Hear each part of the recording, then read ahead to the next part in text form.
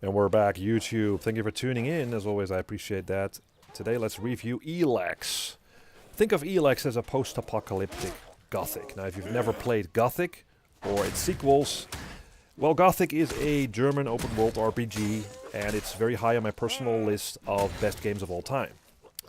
And I will explain why that is, because Elex has that same ingredient, that same essence that made the Gothic game so great.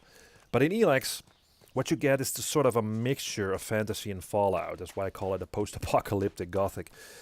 With swords combined with magic and mixed with guns and a jetpack. It's all great, but Elex is a game that's flawed in almost every imaginable way. The main character is totally not interesting, the NPCs look awful, devoid of any emotions, the voice acting is atrocious and boring. The questing is really all over the place, from boring fetch quests to quite good, actually, multi-stage storylines and some moral choices to be made at the end. And combat, oh man, combat, it's a poor man's imitation of the Dark Souls fighting system, which means that it relies heavily on stamina management, evading and parrying and slashing, and it all sounds great, but again, in practice, it's highly unresponsive and clunky as hell. So, why do I keep playing Elex? Well, in Elex, you're not the Dragonborn. You're a nobody. And this world is harsh. You'll die a lot in the beginning. But you are the one who will mold and shape the character. It's up to you where you want to go.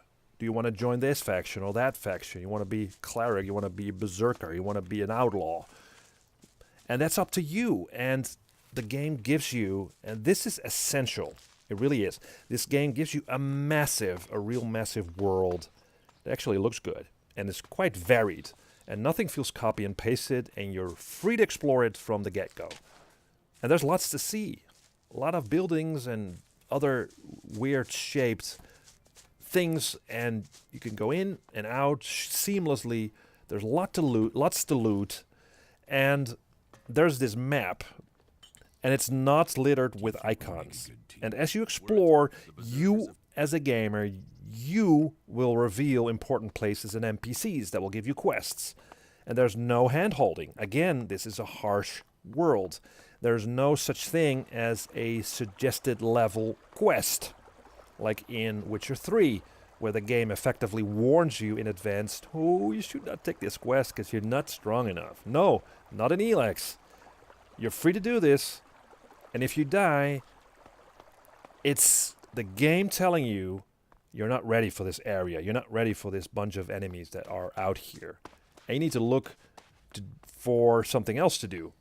Explore some more, level up, join a faction, do some more quests, and come back later.